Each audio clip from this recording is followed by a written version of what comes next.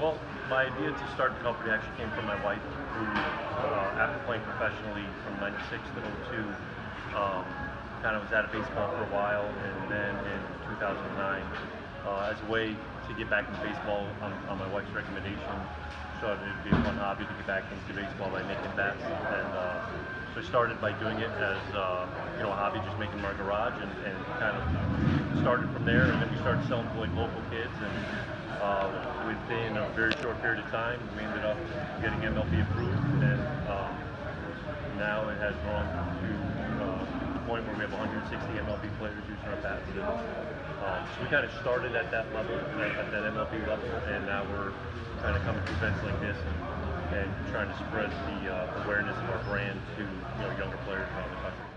Perfect Game has grown immensely, as everyone knows, in recent years, with the elite youth baseball players in the country.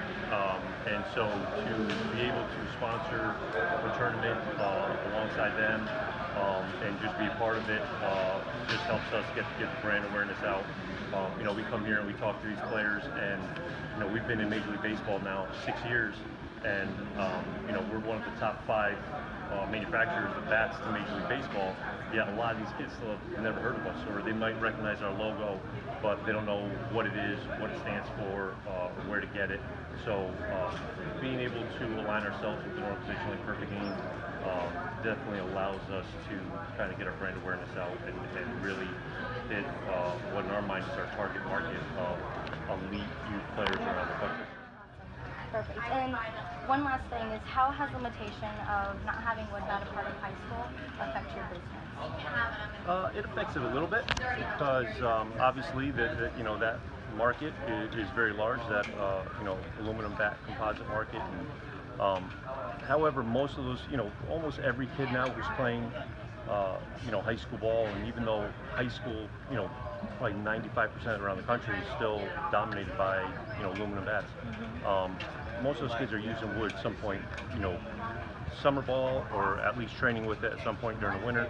So I don't know how much it affects the market now as, say, opposed to maybe 10 or 15 years ago when wood bat wasn't as prevalent, and the aluminum bats pretty much dominated the market, and unless you were in an elite college summer league or in a pro league, you really weren't using wood bats. Now it's much more recognized, the benefits of using wood, and so a lot of kids are using it now starting from the age of 10 and up. So we pretty much started at the major league level, and those guys is really a one-on-one relationship. First off, it starts with spring training, going down. Especially in the early years, was introducing ourselves to the players, letting them know who we were, that we were a new bat on the market, what makes our bat different, the quality we put behind it, and then kind of sending a few samples out to some guys, and then from there it kind of took off.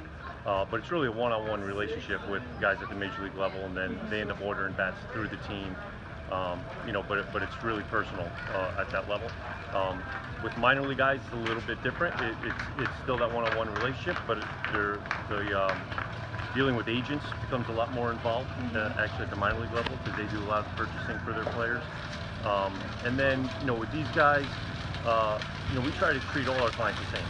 Whether you're a kid here, just trying to make a name for yourself and hopefully get a college scholarship, to maybe open the eyes of some scouts and hopefully get drafted in recent years, in future years.